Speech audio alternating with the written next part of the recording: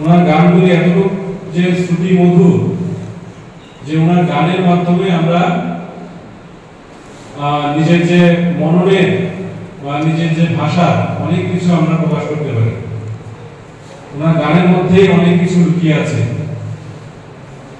এবং আমরা পাঠ্যপুস্তকেও আমরা ওনার সম্বন্ধে অনেক কিছু আমরা পড়ি এবং আমরা জানি যে রবি ঠাকুর কে ছিলেন, কখন জন্মগ্রহণ করেন এবং কিভাবে বড় হয়েছিলেন। সেক্ষেত্রে আমি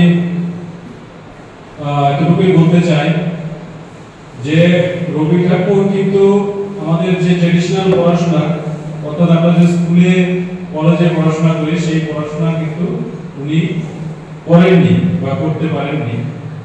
কিন্তু যেহেতু একজন সম্ভ্রান্ত ফ্যামিলির সন্তান ছিলেন, তো স্বাভাবিকভাবে ওনার জন্য বাড়িতেই সেই পড়াশোনার ব্যবস্থা করা হয়েছিল। আমাদের বাড়িতে পড়াশোনার ব্যবস্থা সঠিকভাবে হয় না বলেই কিন্তু আমরা স্কুলে গিয়ে পড়াশোনা করি, কারণ স্কুলের শিক্ষক থাকে। অভিশাপ ওরে মনে হবে শেষ হয়ে রইল না শেষ, জগতে শত শত অস্পষ্ট কথা যত, অকালের বিচ্ছিন্ন মুকুল, অকালের জীবনগুলি অখ্যাত কীর্তির ধুলো, কত ভাব কত ভয় ভুল।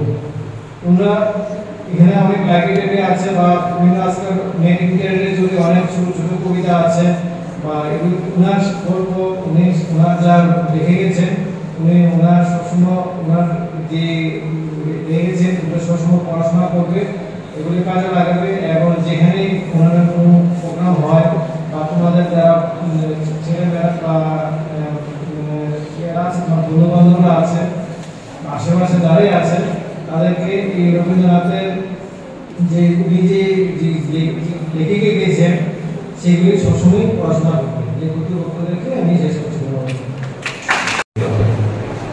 এবং তখনই রাজত্ব আমল ছিল। আমাদের ত্রিপুরার যে মহারাজারা রবীন্দ্রনাথ ঠাকুরকে সম্মান করতেন, বীরচন্দ্র মানিক্য মহোদয় আমাদের ত্রিপুরার রাজা ছিলেন।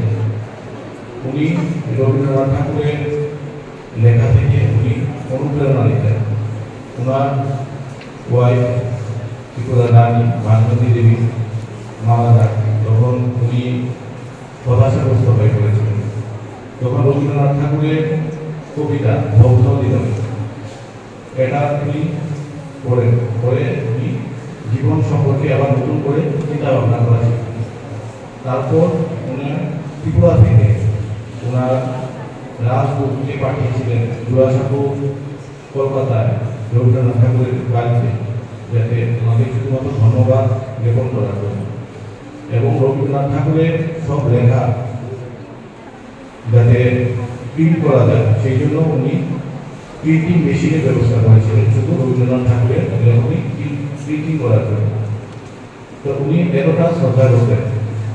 তারপর ওনার ছেলে রাধাকিশোর মানিক্য ত্রিপুরার মহারাজা, ওনার আমলে প্রথম রবীন্দ্রনাথ ঠাকুর বলা হয়ে থাকে একটা মানুষের জীবনে যে সুখ দুঃখ বিভিন্ন অনুভূতি এবং মানুষের জীবনে যা যা ঘটনা, প্রত্যেকটা ঘটনাকে উনি ওনার লেখার মাধ্যমে স্পর্শ করে গেছেন। রবীন্দ্রনাথ ঠাকুর 1941 সালে জন্মেছেন এবং 80 বছর তার জীবিত সময়ে ওনার প্রচুর রচনা সৃষ্টি করে গেছেন।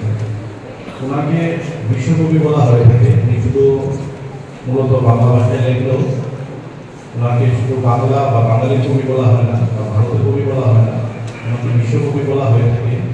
তার কারণ ওনার যে লেখাগুলো সেগুলো পৃথিবীর বিভিন্ন ভাষায় অনুবাদিত হয়েছে।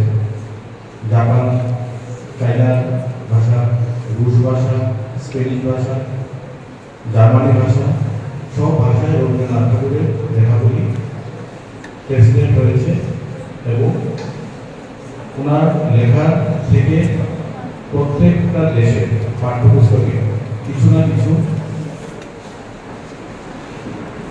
একটা যুক্ত থাকে, সেটা বাংলাদেশ হোক, ভারতবর্ষ হোক বা সেটা ইংল্যান্ড হোক। ওনার লেখনীতে উনি পুরো পৃথিবীর সব ব্যাপার নিয়ে উনি কথাবার্তা বলে গেছেন। উনি শুধু লেখক ছিলেন না, উনি পর্যটকও ছিলেন।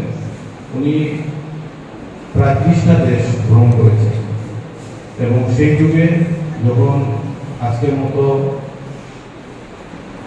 এরোপ্লেন এগুলো ছিল না, সেই সময়েও উনি জাপান, আমেরিকা, আর্জেন্টিনা